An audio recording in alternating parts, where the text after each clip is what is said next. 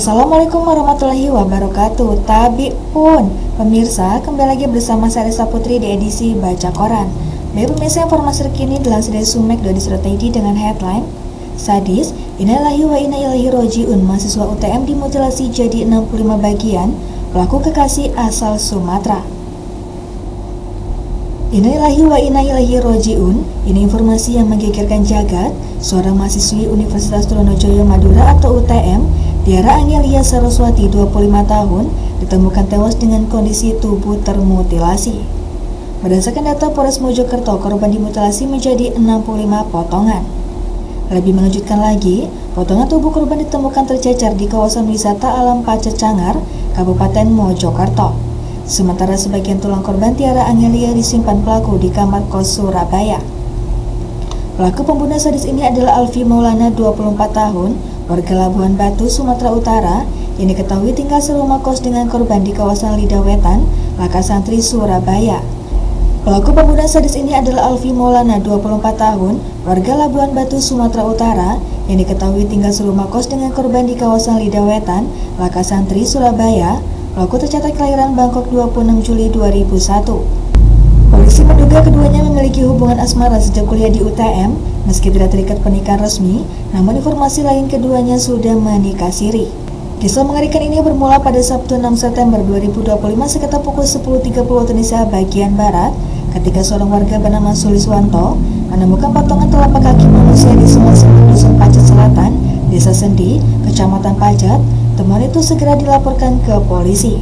Saat dilakukan penyisiran lebih lanjut, polisi terperanjat, total 65 potongan tubuh manusia ditemukan mulai dari potongan daging, jaringan otot, kulit kepala, rambut, hingga bagian tubuh yang masih utuh seperti telapak kaki dan pergelangan tangan. Bau menyengat menyelimuti lokasi penemuan, membuat warga yang menonton di sekitar lokasi histeris. Unit Resmo Polres Mojokerto bergerak cepat, hanya dalam hitungan jam polisi berhasil melacak keberadaan pelaku. Pada Minggu 7 September 2025 dini hari pukul 00.30 waktu Indonesia bagian Barat, polisi melakukan penggerebekan di rumah kos pelaku di Jalan Lidah Wetan, RT 1 RW 1 Laka Santri, Surabaya. Dalam penangkapan itu, polisi menemukan bukti yang membuat bulu kuduk merinding. Tulang belulang korban disimpan di lemari pakaian lantai 2 kamar kos.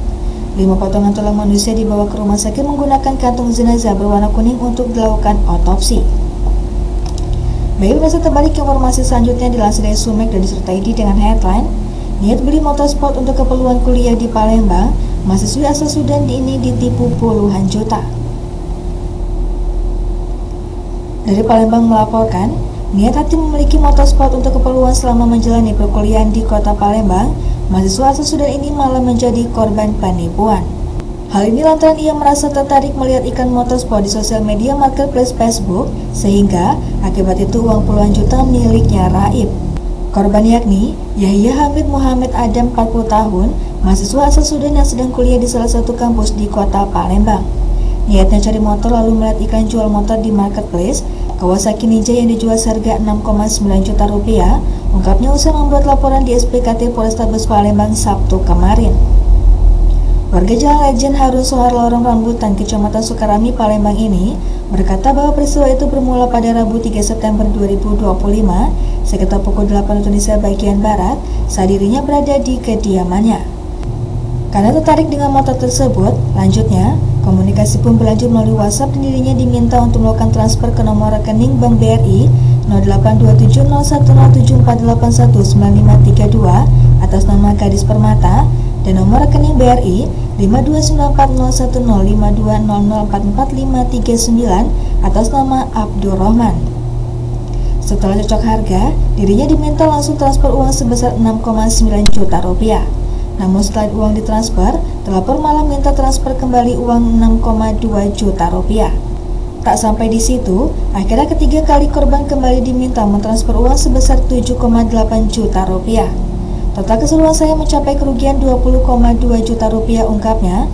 Korban baru sadar setelah uang tersebut dikirim dengan total 20,2 juta rupiah, namun motor tersebut ketika dikatakan terlapor ada di Bengkulu dan meminta uang kembali. Baik pemirsa, terbalik informasi yang terakhir yang masih dilansir dari sumek.id dengan headline Kabar Perekonomian Pemkab Ogan Ilir polisikan ART, negara curi gelang emas senilai 20,5 juta rupiah miliknya. Dari Ogan Ilir melaporkan, Kepala Bagian Perekonomian Pemkab Ogan Ilir, Rahmini 42 tahun, terpaksa melaporkan asisten rumah tangganya sendiri ke Polsek Indralaya. Sang ART yang berinisial ES 27 tahun, warga desa Tanjung Gelam, Kecamatan Indralaya, Kabupaten Ogan Ilir, diduga telah melakukan pencurian gelang emas senilai 20,5 juta miliknya. Tindak pidana pencurian dilakukan oleh ES terjadi pada 27 Agustus 2025 lalu, sekitar pukul 10.30 waktu Indonesia bagian Barat, di rumah korban di Dusun 3, Desa Tanjung Gelam, Kabupaten Ogan Ilir. Menurut Kapolsek Indralaya, AKP Junadi SMAP, korban menyadari kehilangan ketika hendak berangkat bekerja dan mendapati perhiasan emas yang disimpan di kantong baju blazer sudah tidak ada. Pelaku yang sehari-hari bekerja membantu korban memanfaatkan kesempatan saat menyetrika baju korban untuk mengambil gelang emas tersebut, ungkap Kapolsek. Berdasarkan laporan korban, polisi segera melakukan penyelidikan. Dari keterangan saksi dan rekaman CCTV di sejumlah toko emas, petugas berhasil mengidentifikasi pelaku. Tim unit Reskrim Polsek Indralaya yang dipimpin langsung Kapolsek kemudian melakukan penangkapan terhadap pelaku beserta barang bukti gelang emas model mawar kadar 90% seberat 33,5 gram atau 5 suku. Saat ini, pelaku bersama barang bukti telah diamankan di Mapolsek Indralaya guna proses hukum lebih lanjut. Atas perbuatannya, pelaku dijerat pasal 362 KUHP tentang pencurian dengan ancaman hukuman penjara maksimal 5 tahun. Baik pemirsa, demikian edisi Bacokan ini. Sampai jumpa di edisi Bacokan selanjutnya. Saya Risa Putri pamit undur diri. Wassalamualaikum warahmatullahi wabarakatuh.